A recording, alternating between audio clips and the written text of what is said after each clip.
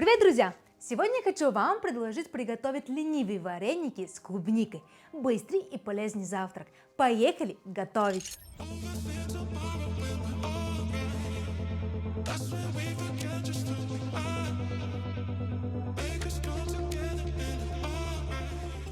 Главный ингредиент данного блюда – это творог. Лучше всего берите от 5% жирности и выше. У меня домашний. И чтобы ленивые вареники получились правильной консистенции, творог нужно хорошо размять с вилкой или просто пропустить через сито. Но я все-таки делаю ленивые вареники, поэтому я буду работать только с вилкой. Нам сейчас нужно вот эти большие фрагменты разбить на маленьких. Тем более я хочу, чтобы мои вареники имели такую текстуру, чтобы чувствовался и был виден творог. Поэтому вот так разменяем нашу массу, пока мы не получим более-менее однородную. Когда он стал более однородным, добавляем одно куриное яйцо и ваниль для аромата. И также чуть-чуть соли для баланса вкуса. Несмотря на то, что у нас вареники будут сладкими, на данном этапе мы не добавляем сахар, потому что у сахара есть свойство разжижать творожную массу. А сейчас нам это не нужно. Нам нужно сделать это плотную и мягкую и удобную, соответственно, массу для работы.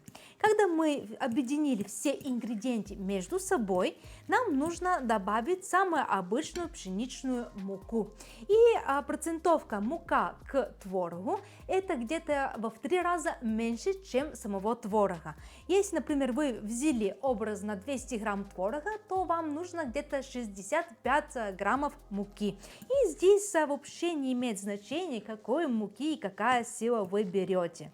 Вы можете также использовать, например, манку. Какое-то соотношение обычной пшеничной муки и какое-то соотношение манки. Получится тоже очень вкусно. Теперь замешиваем наше будущее тесто. Когда тесто готово, оно хорошо собирается, и вы легко можете сформировать его в шарик. Когда тесто уже сформировалось, его обязательно нужно накрыть и отправить в холодильнике где-то на минут 15-20, но лучше всего на час. За это время мука немного набухнет и лишняя влага соберется. И со тестом будет еще удобнее работать. А пока тесто у нас отдыхает, мы будем делать вместе с вами клубничный соус. Для нашего соуса мы будем использовать замороженную клубнику. Если у вас есть предпочитание, вы можете, конечно, взять и свежую. Нам нужно клубнику сейчас разделить на 2 половинки. Я ее буду вот так вываривать, потому что я хочу, чтобы были большие кусочки. И отправляем их в сотейнике. Добавляем сахар и отправляем сотейник на плиту. Готовим на медленном огне. И чтобы наш соус стал гуще, мы будем добавлять крахмал. Но здесь важный момент. Крахмал обязательно нужно сначала разводить с холодной водой, потому что если мы его добавим в горячую смесь, он, к сожалению, возьмется комочками. Поэтому в небольшое количество воды отправляем крахмал. И с помощью венчика, ложки, вилочки, что у вас есть под рукой, мы его разводим. И после этого вливаем разведенный крахмал в клубничную смесь и перемешиваем до нужной консистенции. В конце добавляем небольшой кусочек сливочного масла. Оно сделает вкус мягче, а соус красивее и глянцевым. Наше тесто отдохнуло. И, ребята, если вы ожидаете, что оно как-то поменяется на вид, нет, это не дрожжевое тесто. Теперь нам нужно сформировать наши вареники. Обычно припыляет стол с мукой, отправляет творожную массу и формирует такую колбаску. Колбаску можете иметь разного диаметра, в зависимости, какой размер хотите вареники. Но я не хочу так делать, и поэтому я имею вот такую ложечку. Теперь отправляю массу в этой ложке, и я буду формировать шарики. Вот так просто между ладонями. Вот такой маленький симпатичный шарик получается. И теперь я в манку его обкатаю. И у нас вареничек готов к варке. А пока я формирую наши вареники, я уже на плите поставила воду, чтобы она закипала. И я ее подсолила, буквально чуть-чуть. И, ребята, тоже очень хорошо этим тестом, потому что вы можете его сделать, например, с вечера и его оставить до утра.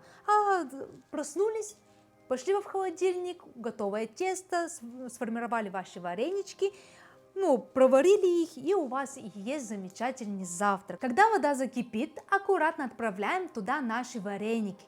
И как понять, что они готовы? Как только вареники всплывают наверх, даем им еще примерно где-то 3-4 минуты, и можно их доставать. Вареники готовы, соус тоже готов. Теперь можно подавать наше блюдо. Выкладываем наш клубничный соус. Сверху добавляем наши ленивые вареники. Я добавляю сыр маскарпоне, а вы можете использовать, например, сметану. Давайте посмотрим, как у нас получилось блюдо.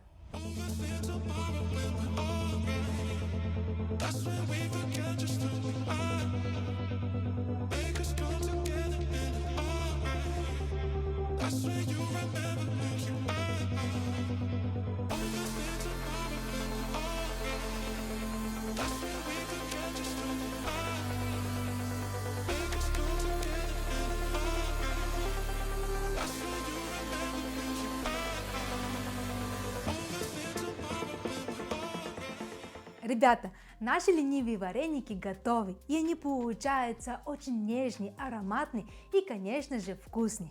Если вам понравилось сегодняшнее видео, то обязательно ставьте лайки, подпишитесь на наш канал, и до новых вкусных встреч, ребят. Пока!